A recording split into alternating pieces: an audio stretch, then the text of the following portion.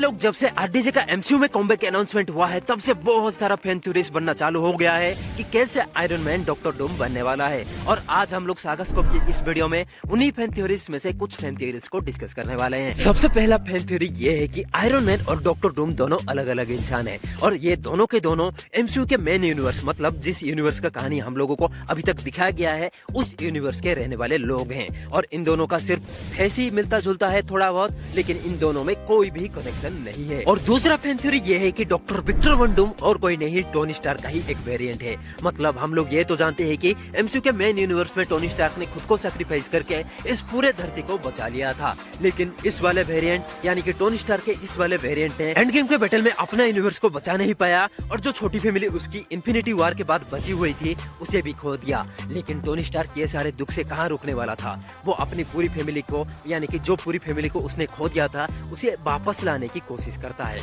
लेकिन उन लोगों को वापस लाने में इतने सारे गलत काम करने चला जाता है कि वो धीरे धीरे करके एक विलेन बन जाता है और लोग उसे धीरे धीरे आयरन मैन से डॉक्टर डूम बुलाने लगते हैं। जैसे कि व्हाट इफ में डॉक्टर स्ट्रेंज क्रिस्टियन को बचाने के लिए एक विलेन बन गया था। और तीसरा फैन थ्योरी ये है कि डॉक्टर विक्टर वैन डूम एक साइंटिस्ट है जो कि टोनी स्टार्क जिस यूनिवर्स में एग्जिस्ट करता है उसी यूनिवर्स में एग्जिस्ट करता है, लेकिन वो इतना बड़ा भी साइंटिस्ट नहीं है कि टोनी स्टार्क को इंटेलिजेंस के लेवल में हरा सके। और वो एक बहुत बड़ा अटेंशन सीकर भी है, मतलब डॉक्टर विक्टर वैन डूम को बहुत सारा अटेंशन चाहिए था लोगों से। लेकिन जिस यूनिवर्स में टोनी स्टार्क जैसे बहुत बड़ा इंटेलिजेंट इंसान रहता है जो कि विक्टर वैन डूम से कई गुना ज्यादा इंटेलिजेंट है, उसके रहते हुए विक्टर वैन डूम को कहां से अटेंशन मिलने वाला था। अपने ज्ञान की कमी को पूरा करने के लिए विक्टर वैन डूम टोनी से ज्ञान लेने के लिए उसके पास चला जाता है और टोनी भी उसे एज ए स्टूडेंट एक्सेप्ट कर लेता है और धीरे धीरे डॉक्टर वैन डूम टोनी से बहुत सारा चीजें सीखने लगता है। और वो सारे चीजें सीख के विक्टर वैन डूम एक ऐसा मशीन बनाता है जहां से एक दूसरे के बॉडी को स्वैप करा जा सकता है। अपना नया बनाया हुआ मशीन को Victor Van Doom Tony Stark के पास ले जाता है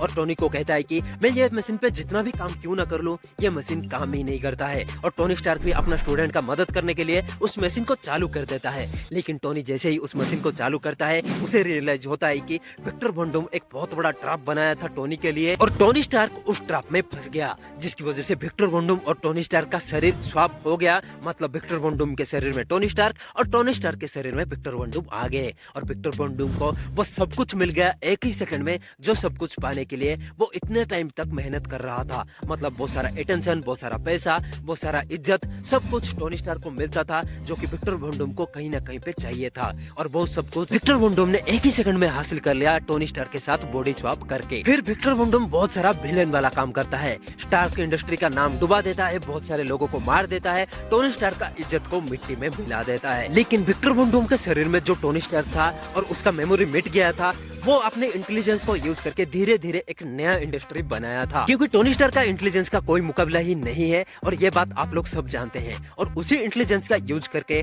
टोनी स्टार्क बहुत ज्यादा पढ़ाई किया, बहुत सारे डिग्री हासिल किए और बहुत ज्यादा इज्जत कमाया। और इसी के साथ वो अपने लिए एक नया सूट भी बनाया जिसकी मदद से फिर से वो एक सुपर हीरो बन गया। और इसी सुपर हीरो बनने की वजह से उसे बहुत सारा इज्जत मिला, जिसे देख के डॉक्टर डूम का फिर से जल गया और डॉक्टर डूम फिर से आके आयरन मैन के ऊपर अटैक कर देता है। लेकिन जब आयरन मैन डॉक्टर डूम को हराने वाला होता है तब डॉक्टर डूम कहता है कि ये सारे कांड मैंने तेरे साथ किया था, अब मैं वापस से एक दूसरे के शरीर को स्वैप कर देते हैं तो सारा प्रॉब्लम सॉल्व हो जाएगा। लेकिन टोनी स्टार्क वहां पे कहता है कि तूने डार्क इंडस्ट्री का नाम डुबा दिया, आयरन मैन का नाम डुबा दिया, उस लाइफ में मैं जाके क्या करूंगा, मैंने बहुत सारा इज्जत इस लाइफ में कमा लिया है। मतलब डॉक्टर डूम के फेस से बहुत सारा इज्जत, बहुत सारा इंटेलिजेंस कमा लिया है, अब वहाँ पे मेरे को नहीं जाना है। लेकिन इस लड़ाई से डॉक्टर डूम कैसे ना कैसे करके निकल जाता है और इसके बाद एक बहुत बड़ा वार चालू हो जाता है जिसमें बहुत सारे एवेंजर्स भी इन्वॉल्व होते हैं और इसके आगे कहानी कहां पे भी जा सकता है, मतलब मल्टीवर्सल वार तक चला जा सकता है। लेकिन हम लोग यहीं पे रुक जाते हैं। आप लोगों को इन फैन थ्योरीज में से कौन सा फैन थ्योरी पसंद है आप लोग कमेंट सेक्शन में बता देना,